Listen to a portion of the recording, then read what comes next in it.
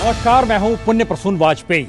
कल master stroke के बाद खासा हंगामा रहा। आज कुछ खामोशी है, लेकिन हमें लगता है कि खबरें जब आती हैं तो खामोशी में सेंध लगानी चाहिए, कुछ दखल तो देना चाहिए। बहरहाल 8 मुद्दे जो उभर कर आज आ रहे हैं उनको जरा तस्वीरों के जरिए समझने की कोशिश की जाए, परखा जाए। स्क्रीन पर 8 चेहरे उभरेंगे और शायद यही वो खबर है जिसके जरिए मास्टर स्ट्रोक को रचा बसा जाएगा अगले 1 घंटे तक। इन तस्वीरों के मद्देनजर पहली तस्वीर किसकी है? पहली तस्वीर प्रधानमंत्री की है। कह रहे हैं अंबेडकर का सम्मान हमने जितना किया उतना किसी ने नहीं किया, और इस दौर में हम जब 4 साल से सत्ता में हैं तो इस पे कम से कम राजनीति नहीं होनी चाहिए देश में जो हो रही है। 12 दूसरी तस्वीर है 20 दिन से लगातार ठप है। चंद मिनट चलती है संसद, उसके बाद फिर ठप हो जाती है। ये ठप होने की स्थिति इंस्टीट्यूशंस के फेल होने का अंदेशा तो नहीं, और लोकतंत्र के मंदिर के मद्देनजर। तीसरी तस्वीर, संसद से आगे निकलेंगे तो सुप्रीम कोर्ट की तस्वीर है। सुप्रीम कोर्ट कह रहा है हर उम्मीदवार को सिर्फ 1 सीट पर चुनाव लड़ना चाहिए। काश ऐसा हो जाए। प्रधानमंत्री भी 2 सीट से लड़े थे। बहरहाल चौथी तस्वीर उस शख्स की है जिसको लेके हंगामा मचा रहा। आंसुओं के बाद जो सैलाब उत्तर प्रदेश की नौकरशाही, ब्यूरोक्रेसी, प्रशासन जो कहिए उसमें निकल कर आया, उस पर आज बात जरूर होगी, लेकिन 9:30 बजे होगी। तो ये जमीन का मसला है। इसके बाद है बढ़ोतरी जारी, लगातार बढ़ोतरी जारी है। तेल की कीमतों में पेट्रोल और डीजल लगातार पिछले 1 हफ्ते से लगातार बढ़ रहे हैं, और अपने 4 बरस के दौर में, खासतौर से मौजूदा वक्त को बात करें तो सबसे ऊपर चले गई है इसकी कीमत। इसके बाद की तस्वीर, राशन घोटाला दिल्ली में हो गया। बड़ा शानदार है ये कि राशन घोटाला हो तो गया, लेकिन इस घोटाले की जिम्मेदारी किसके माथे मढ़ी जाए, ये एक अजीबोगरीब सवाल है। लेकिन इस घोटाले में ये बात सामने आई, स्कूटर पे भी लाद कर क्विंटल भर अनाज कैसे कहां चला जाता है, ये जरूर बताएंगे। ये दिल्ली का खेल है। और कल फैसला आने वाला है काले हिरण के मारे जाने के मद्देनजर। इसका इंतजार हर कोई कर रहा है। सलमान खान है, बॉलीवुड है, लोकप्रियता है, उस अंदाज में इस फैसले का इंतजार आप कर रहे हैं। कल सुबह से ही देखिएगा हर जगह ये चीजें आने लगेंगी। और ये जो तस्वीर है, पूरी दुनिया में चर्चा है गोल्डन गोल की, रोनाल्डो की। दिखाएंगे, इंतजार करते रहिए, ये सारी चीजें चलेंगी। तो मास्टर स्ट्रोक के मद्देनजर कई तस्वीरें उभरेंगी, और इन तस्वीरों से पहले हमें लगता है एक तस्वीर आपको देखनी चाहिए, सुननी चाहिए। इसका जिक्र 9:30 बजे होगा, लेकिन जरा सुन लीजिए क्यों दिखा रहे हैं, बाद में बताएंगे। कोई डिस्प्यूट नहीं, किसी का कब्जा नहीं, बस केवल 3-4 लोग का जो जायंट हिस्सा है उसका अलग अलग कराना है, उसको उनका लीगल प्रोसीजर से कराना है। उसका करने के वजह वो बार बार दरखास्त देता है। उस जमीन के 10-12 खातेदार, 10 हों 12 हों, एग्जैक्ट मुझे याद नहीं है, राजस्व की रिपोर्ट में होगा। उस खातेदार में एक बड़ा खातेदार जो विधायक हैं वो हैं। इसके अलावे अन्य सह खातेदार में ये लोग सभी शामिल हैं। इनके जो हमने बताया जैसे कि 8 खातेधारक होते हैं, वो 8 खाताधारकों के मिन जुमला नंबर हैं। है ना गजब। 3 अधिकारी, तीनों बता रहे हैं अलग अलग खातेदारों के नंबर। जिक्र तो होगा, लेकिन हमें लगता है शुरुआत आज इस बात को लेकर करनी चाहिए कि हिंदुस्तान के भीतर बार बार यह सवाल आता है कि बैंक से फ्रॉड हो रहा है। बार बार यह सवाल आता है, कॉरपोरेट को सरकार राहत दे देती है। बार बार यह सवाल आता है, तमाम नारों में, तमाम भाषणों में किसान मजदूर का जिक्र होता है। अब आप सारी स्थितियों को मिला दीजिए और सोचना शुरू कीजिए, किसानों की कर्ज माफी, चुनावी प्रचार से लेकर सत्ता संभालने तक का हंगामा, और कॉरपोरेट को माफी, बस चंद लाइनों में वह भी कितनी रकम। रिपोर्ट देखिए, यह आवारा पूंजी है।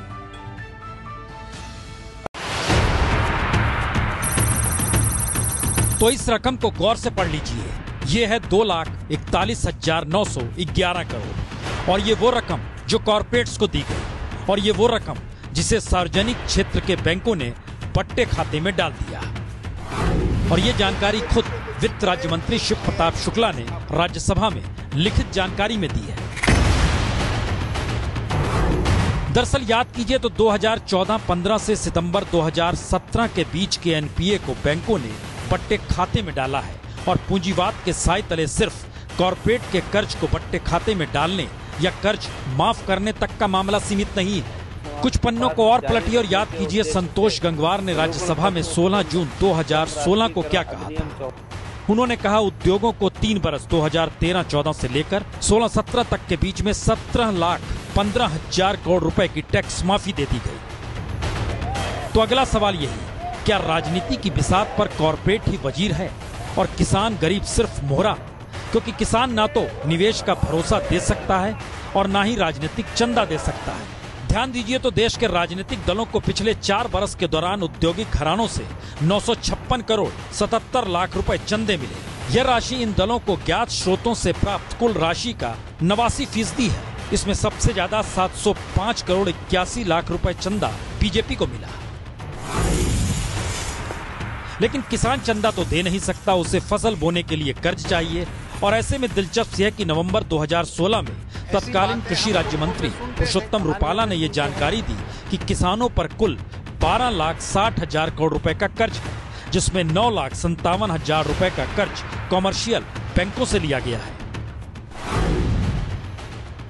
लेकिन ना तो इतना कर्ज किसान को कभी माफ किया जा सकता है, ना किसानों की तमाम मांगे पूरी हो सकती हैं, क्योंकि किसान कॉर्पोरेट नहीं है, वो औद्योगिक घराना नहीं है।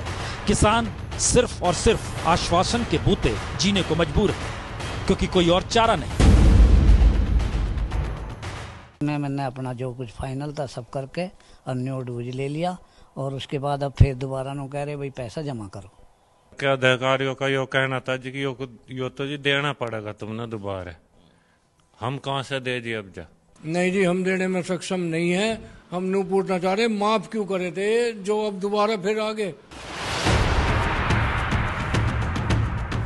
तो किसानों के ये अपने दर्द हैं। किसी की फसल बर्बाद हो गई तो कोई मुआवजे के लिए दर-दर भटक रहा है, किसी को कर्ज माफी की दरकार है ताकि दोबारा फसल बो सके, तो कहीं हालात ऐसे हो चले कि कर्ज माफी हो भी गई लेकिन उसके बाद फिर नोटिस आ गया कि कर्ज वापस करो, क्योंकि बैंक ने गलती से कर्ज माफी की लिस्ट में आपका नाम डाल दिया।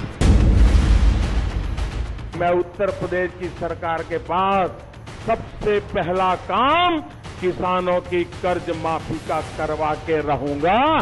तो सवाल तो नीति का है, जिससे सरकार की जुबान पर बात सिर्फ किसान मजदूर की रहती है लेकिन झोली भरती है कॉर्पोरेट की। क्योंकि ध्यान दीजिए, आज देश के बैंकों पर कुल एनपीए 8.5 लाख करोड़ पार कर चुका है। इस एनपीए में उद्योगों का हिस्सा 73% है, जबकि कृषि और उससे जुड़ी गतिविधियों में फंसा कर्ज महज 9% है। हम लोगों ने जो ऋण माफ किया है वो है